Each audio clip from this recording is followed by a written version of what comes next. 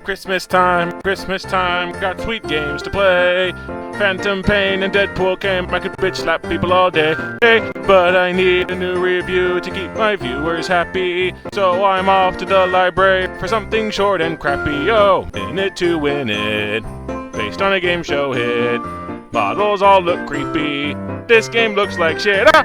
Controls probably suck, playing this could be scary. Come with me and I'll show you some terrors of the library! Minute to Win It was a game show on NBC where contestants would try to complete 10 dexterity and concentration challenges, each with a 1-minute time limit, for a $1 million grand prize. Each challenge was played using household items like eggs, plastic cups, pizza boxes, all to encourage people to practice and try the events at home. I just wanted to point out the pointlessness of making a Minute to Win It video game so you can play it in your living room when it was already designed to be played in your living room. Anything to cash in on a recognizable license, I suppose. The game has 3 single-player modes. Time trial and training are pretty much the same thing. You pick one minigame and play just that. So there's only one real gameplay mode, play an episode. Let's see, my options for playable characters are scrawny white guy, tubby white guy, derpy Spanish guy, derpy black guy, scary lady, and Leslie Jones. So, scrawny white guy it is! The game begins with an introduction by the game's host, a squinty-eyed guy who looks too skinny to be Guy Fieri from the show. Take a look at your level 1 blueprint. This blows. Oh wow, the first game that you run into is called This Blows. I believe that is what's known as a red flag. Each game starts with a blueprint from the show explaining the game's objective and what you're supposed to do. But the programmers were so lazy that they just straight took the blueprints directly from the show, so the blueprints do not explain the controls or how you play. For that, you need to pay attention to the tiny image of a Wii remote in the corner of the screen while still paying attention to the game as it explains your goal. And you don't get to watch the instructions twice. I can tell you now, every minigame seems to suffer from one of 2 issues. Either it's way too simple and straightforward to be any fun, or the controls suck ass. And the bad controls aren't even due to one blanket issue. The game uses such basic motion controls that it generally has no trouble registering what you're doing. It's that every game was specifically programmed to play like ass. Let me just take you through the events from the first episode, and you'll probably see my point here. The first game, This Blows, you shake the nunchuck to fill a balloon and use it to blow over cups.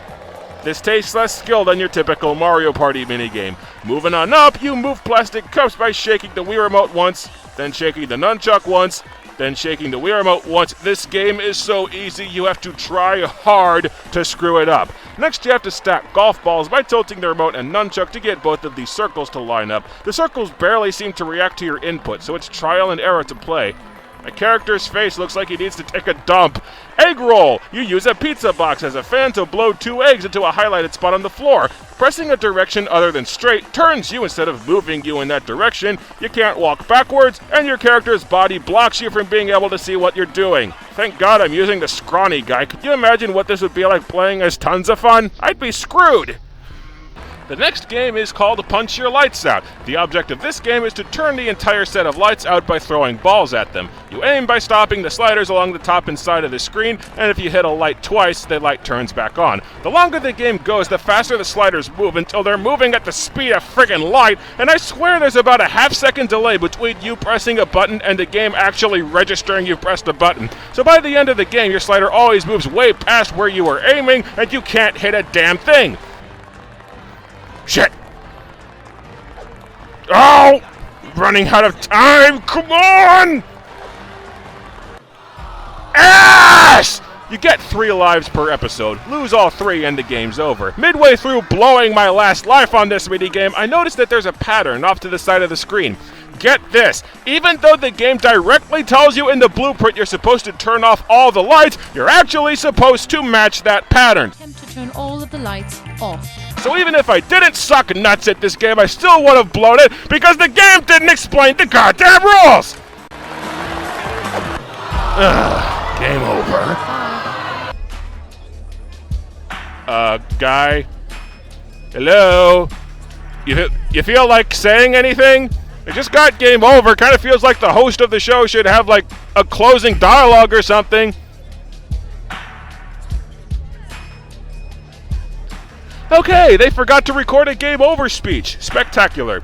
And even though I blew all my lives failing the challenge to win $50,000, I still somehow wound up with $50,000. The game is broken up into 4 episodes, and you can't play episode 2 until you've played episode 1 to completion, and so on and so forth. Could you imagine not being able to watch episode 4 without sitting through all of episodes 1 through 3 first? That'd be horrible! So to see anything new in the game, I have to start episode 1 over and play through all these crappy mini-games again. How you doing? I'm Guy Fieri, and welcome to Minute to Win It. Now, our Yes. challengers have been practicing. Yes, I already know all this. Let's just start the game. But how will they do in front of millions? You can't skip when any of the millions cutscenes is where on Guy the Fieri line? is talking. It's time to find out. You can skip the blueprints that tell you how to actually play, though, but you can't skip over fake Guy talking to you. The next game is Wheel of a Deal. You sort a deck of 10s, jacks, queens, kings, and aces into piles using the Wii Remote's pointer. If you accidentally drop a card, it somehow phases through the top of the deck and a different card appears the next time you draw. So if you drop a card and you pick up the top card to move it to the right spot, only to see the card has magically changed when you weren't looking. The next game is Hanky Panky. You use the Wii Remote's pointer to rip tissue sheets out of a box of Kleenex. Why isn't this working? It's not coming out! Keep pulling and pulling on the tissue, but it's not coming out. It's like it's glued to the inside of the frickin' box! Well, that one came out fine. It's not frickin' working. I'm doing the exact same thing as I did with the tissue that just came right out! Get out there! Get out of there! Get the fuck out of there! I'm running out of time! I don't have time for this bullshit! Maybe if I just flail the remote around, it'll eventually register one of my movements as a pull by blind luck, because what I've been doing hasn't been working! 15 seconds. Have you ever gone to a Kleenex box, the tissue wouldn't come out, and you had to jerk the tissue around all creation like you were a monkey banging a coconut around trying to open it? No, because this is not how a goddamn box of Kleenex works! Level 7 failed.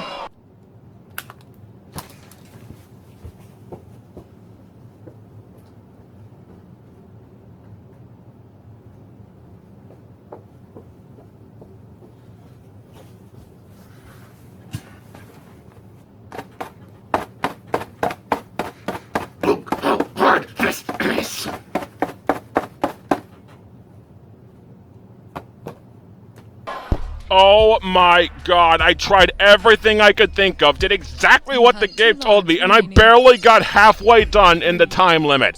Fortunately, the game lets you quit in the middle of an episode and come back to it later, right at the minigame where you left off. So I can actually quit right at the middle of playing this minigame, keep all of my lives, go practice the minigame in the training mode, and then come back without losing any progress. Also, if you quit in the middle of a challenge and then come back, it starts you at the beginning of that challenge with no lives lost and your time refilled. So you can abuse the continue feature to effectively give yourself infinite lives. Great game design, guys! Results the same, though. I can't play the other episodes and see any more of the game until I beat this thing. There's no getting around it.